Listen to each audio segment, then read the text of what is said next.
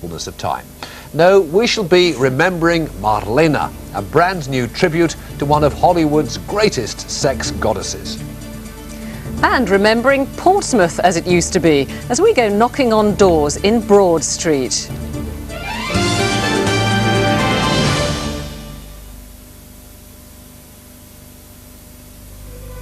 The tilting cradle seat is designed to support every part of your body.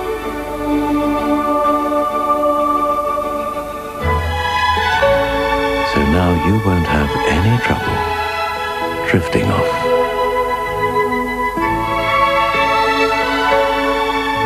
The Club World cradle seat, only on the world's favorite airline.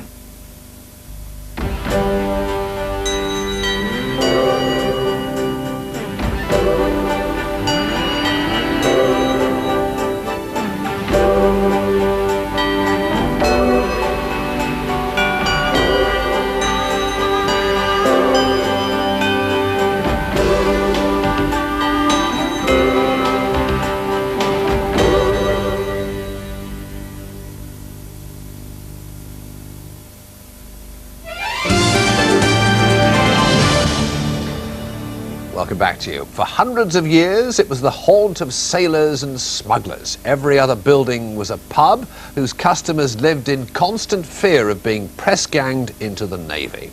Well, today, Broad Street in Portsmouth is rather more refined, but no less lively. And in The Street this week, we press-gang the people who live there into meeting our reporter, Richard Jones. Our house in the middle of our street, our house in the middle of our street. In Portsmouth, the people who live on Broad Street are considered to have made it. Today, it's one of the city's most desirable addresses, but for centuries, having a home here would have been a source of shame rather than pride. It was all pubs and prostitutes. And you see the sailors with their arms around each other staggering out of the pubs. A bit of a den of iniquity. This was Portsmouth's red light district, a boisterous, noisy, chaotic place where every imaginable pleasure of the flesh was indulged.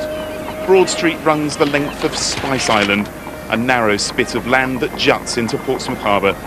The island was so named because once the air would have been thick with the stench of mud and sewage. Today the smells are sweeter, yet Broad Street retains its maritime flavour. Fishing boats come here to unload their catches, and ferries glide by all day and night. When you look out into the harbour and that, there's always something happening. There's always ships coming in, ships going out, huge ferries in and out, and there's always little tugs and all that sort of flying around all the time, you know, so yeah, very popular and beautiful views. But having the sea at the end of the street also brings the danger of flooding. If you get the wind blowing from the south, it blows the water back as it's trying to get out. So we have to put a board up, put all putty around it, get the sandbags, as you can see we've got sandbags there already. Pile those up to stop it. Lillian Smith has been the focus of life on Broad Street since 1952. She knows everyone who's worth knowing. Pam and Durham, because she's got a vintage Morgan car, and she lives halfway down the road. I have been taken for a boy racer in France. I was whizzing down the hill, and at the bottom of the hill a couple of gendarmes shot out, you see, and stopped me. And but they got quite a shock when Granny got out of the car. One recent arrival is also proving that age is no barrier to success.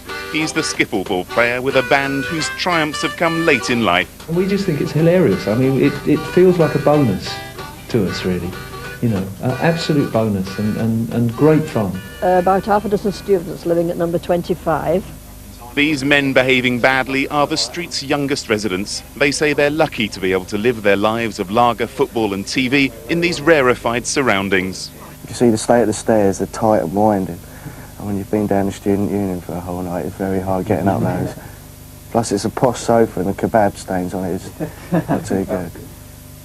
There are frequent complaints about the noisy antics of those who come to Broad Street to drink. But older residents have little sympathy with the The moaners. Stewarts at number 55, Peter and Audrey.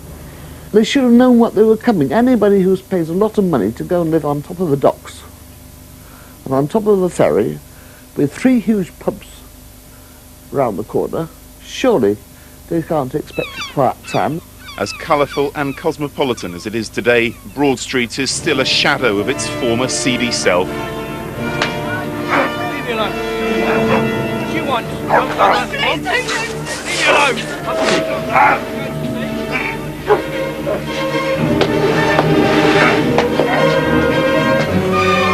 But now it's only the ghosts of press ganging's past who haunt its narrow streets. The only reason to want to escape Broad Street today is to get a spectacular view of a wider world.